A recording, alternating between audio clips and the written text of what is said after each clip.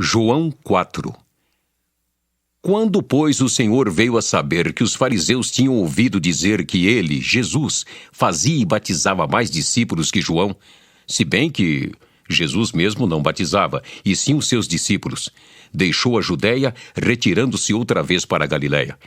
E era-lhe necessário atravessar a província de Samaria.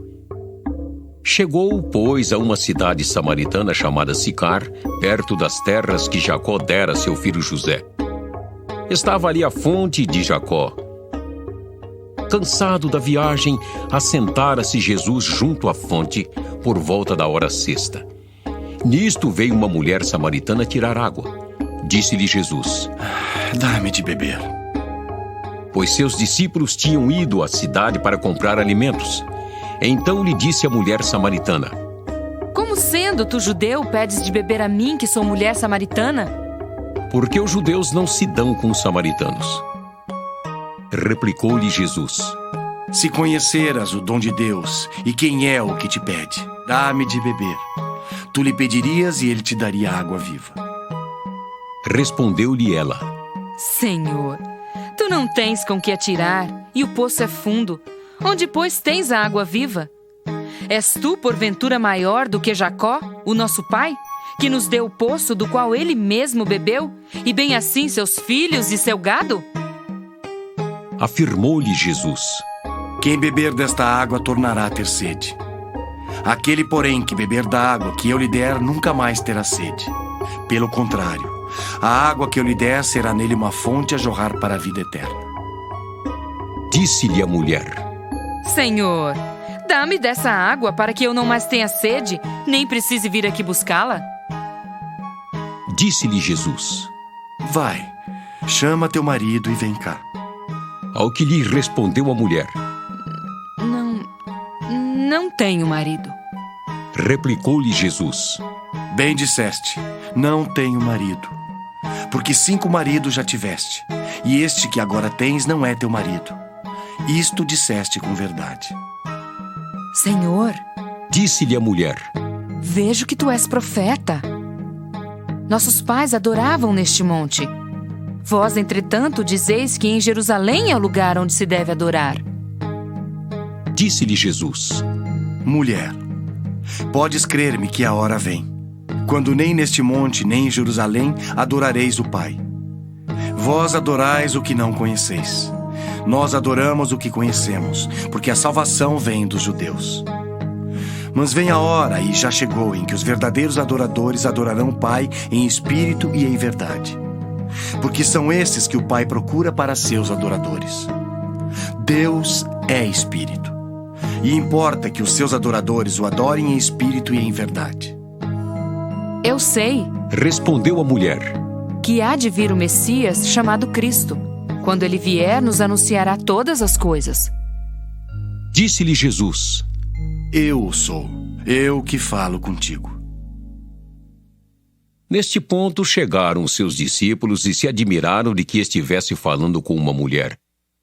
Todavia, nenhum lhe disse: Que perguntas? Ou por que falas com ela?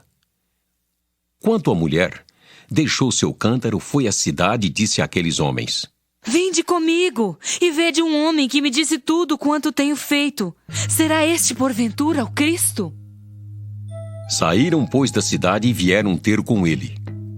Nesse ínterim, os discípulos lhe rogavam, dizendo: Mestre, come. Mas ele lhes disse: Uma comida tenho para comer que vós não conheceis. Diziam então os discípulos uns aos outros: Ter-lhe-ia, porventura, alguém trazido o que comer? Disse-lhe Jesus: A minha comida consiste em fazer a vontade daquele que me enviou e realizar a sua obra. Não dizeis vós que ainda há 4 meses até a ceifa? Eu, porém, vos digo: erguei os olhos e vede os campos, pois já branquejam para a ceifa. O ceifeiro recebe desde já a recompensa, e entesoura o seu fruto para a vida eterna.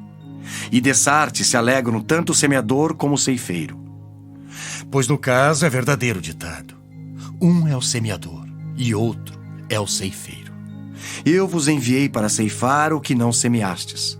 Outros trabalharam e vós entrastes no seu trabalho. Muitos samaritanos daquela cidade creram nele em virtude do testemunho da mulher que anunciara: Ele me disse tudo quanto tenho feito. Vindo, pois, os samaritanos ter com Jesus, pediam-lhe que permanecesse com eles e ficou ali 2 dias. Muitos outros creram nele por causa da sua palavra e diziam à mulher: Já agora não é pelo que disseste que nós cremos, mas porque nós mesmos temos ouvido e sabemos que este é verdadeiramente o Salvador do mundo. Passados 2 dias, partiu dali para a Galiléia, porque o mesmo Jesus testemunhou que um profeta não tem honras na sua própria terra. Assim, quando chegou a Galiléia, os galileus o receberam porque viram todas as coisas que ele fizera em Jerusalém por ocasião da festa, a qual eles também tinham comparecido. Dirigiu-se de novo a Caná da Galiléia, onde da água fizera vinho. Ora, havia um oficial do rei cujo filho estava doente em Cafarnaum. Tendo ouvido dizer que Jesus viera da Judéia para a Galiléia, foi ter com ele e lhe rogou que descesse para curar seu filho, que estava à morte. Então, Jesus lhe disse: Se porventura não virdes sinais e prodígios, de modo nenhum crereis. Rogou-lhe o oficial: Senhor, desce antes que meu filho morra. Vai, disse-lhe Jesus. teu filho vive. O homem creu na palavra de Jesus e partiu. Já ele descia quando os seus servos lhe vieram ao encontro, anunciando-lhe que o seu filho vivia.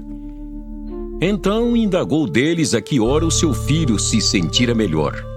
Informaram: Ontem, à hora 7ª, a febre o deixou. Com isto, reconheceu o pai ser aquela precisamente a hora em que Jesus lhe dissera: Teu filho vive. E creu ele e toda a sua casa.